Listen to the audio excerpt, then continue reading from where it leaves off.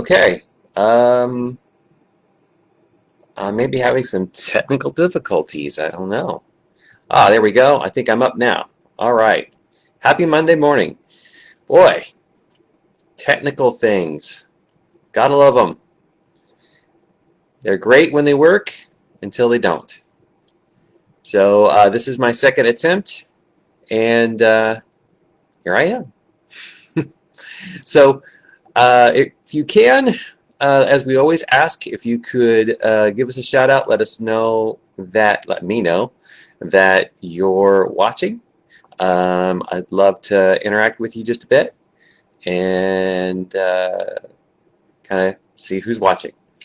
So, man, Sunday's message was fantastic. Hey, yeah, you wouldn't know anything about technical difficulties, would you, Pastor Lurley? I mean, everything always goes perfectly for you, right? Yeah. If only. Good morning, Anna Maria. Or Anne Maria. Apparently, I've been saying that wrong. Good morning, Joanna Lee. All right. Jeff. All right. Very cool. Thank you, guys. Hey, keep letting me know that you're here. Let me know that you're watching. By the way, if you don't know this, these devotions are also on the Zines River app, and they are on our YouTube channel, so which has gone up to, I think it's 84 subscriptions, which is awesome. That just puts us just shy of 20 left to get. So if you haven't subscribed to the YouTube channel and you're going, what in the world is YouTube channel? What are you doing on Facebook? Uh, YouTube, get on there, get on our channel and subscribe. Hit that church bell, and so you can get notifications of when we put things and post things on YouTube. Okay, enough with advertising. Hey, Sarah. Good morning. Priscilla. All right. Hey, guys. I've got a word for you, and it really does stem from the whole bevy of passages that Pastor shared from yesterday. In fact, I really didn't know what God wanted me to say up until yesterday afternoon, and it comes from one of Pastor Jim's key verses. I'm going to actually read that. This is when he was showing us how Jesus saw the game board. Remember, yesterday's title was the game board, and the whole series that he just began is called The Game. And so this is out of Mark 1, chapter 1, verses 35 through 39. It says, "And rising very early in the morning, while it was still dark, he departed and went out to a desolate place." All that means is it was a place where he could be alone. There was nobody around. "And there he prayed. And Simon and those who were with him searched for him. And they found him and said to him, 'Everyone is looking for you.'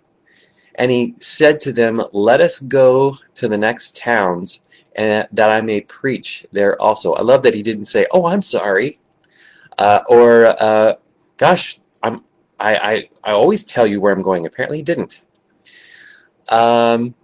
He says, "And he went throughout all of Galilee, preaching in their synagogues and casting out demons." So here he's setting up the premise for what this game board is and what we are to operate on that game board, right? So the the the the verses following that is where I am picking up, because this is actually the very next, I guess you'd say, move on that game board. And I thought it was very interesting, and I think it's a prophetic statement, and maybe even something that the Holy Spirit has already been working and speaking to you about. I believe that. Out of Mark chapter 1, verses 40 through 42. It says, "A man with leprosy came and knelt in front of Jesus." I'm going to stop there. When the Bible refers to someone having leprosy, there was a lot of different diseases, mostly skin diseases, that they refer to as leprosy. It was kind of an all-encompassing kind of phrase. So we really don't know what this man had, although it was something literally like leprosy. It was obvious to people that he had it. So this guy, he came to Jesus, is begging to be healed. If you are willing, he says, you can heal me and make me clean. Moved with compassion, Jesus reached out and touched him.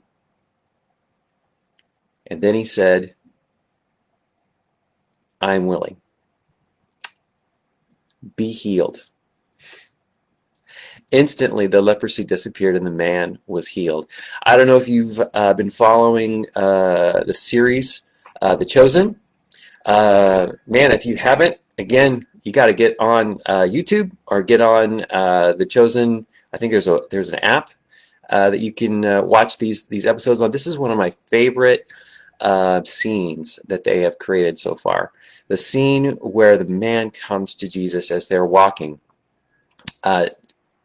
with leprosy and begs Jesus to heal him, knowing that Jesus has the power. So this guy is a leper. He's got a disease of some kind, but they consider him an outcast of society. His illness made others turn away in disgust because they were afraid that they would themselves get the disease. Interesting. But this leper then approached Jesus respectfully, desperately, but almost worshipfully. And he asked for a cleansing touch. He asked for healing. He knew that Jesus had the power to heal, the power to cleanse. Now, the Old Testament, again, the Old Testament law said not to touch a leper, but Jesus did it anyway because he wanted the man to be clean more than anything else, including following the rules. And immediately, the leper was healthy and new and free and alive. The truth that I want you to get here is that Jesus is still moved with compassion today for those who are hurt, those who are in pain of various kinds, those who are considered outcasts, who are unclean in others' eyes.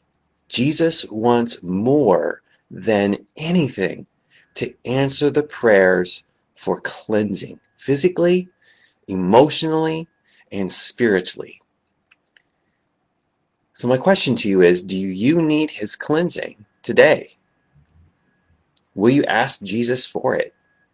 Jesus, as much as he wants to heal, as much as he wants to cleanse, he doesn't do anything that necessarily that you don't ask for. So ask for it.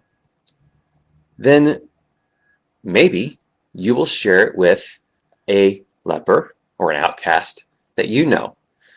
Maybe it's something from your past that is still eating you up inside.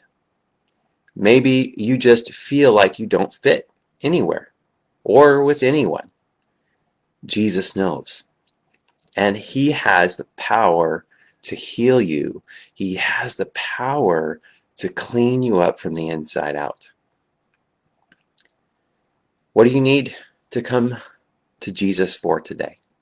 That's the question. What is it that you need to come to Jesus for today?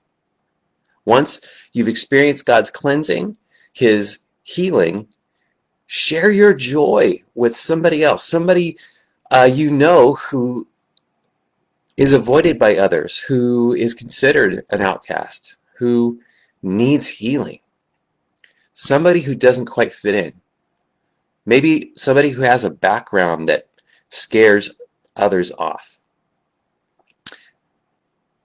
They're not going to come to you. Let's just put it that way. These people are not going to come to you. You will have to come to them. You have not been healed. Those of you that are watching, you have not been healed solely for your own benefit. Your joy, your experience with Jesus is meant for someone else. It's meant for you to draw people into a healing touch from Jesus. All right, well, that's what I have for you today. Ponder that question. What is it that you need to ask Jesus today in faith? Ask for it. Don't be afraid. And when God grants you what you're asking for, share your joy with those around. All right? All right, well, I love you very much. I hope you have a wonderful week. Um, if you know anybody who needs to hear this, share it. Love it, like it. Um, Tag a friend. Do whatever you got to do to get these words that we give out. All right? Love you much. I'll talk to you soon.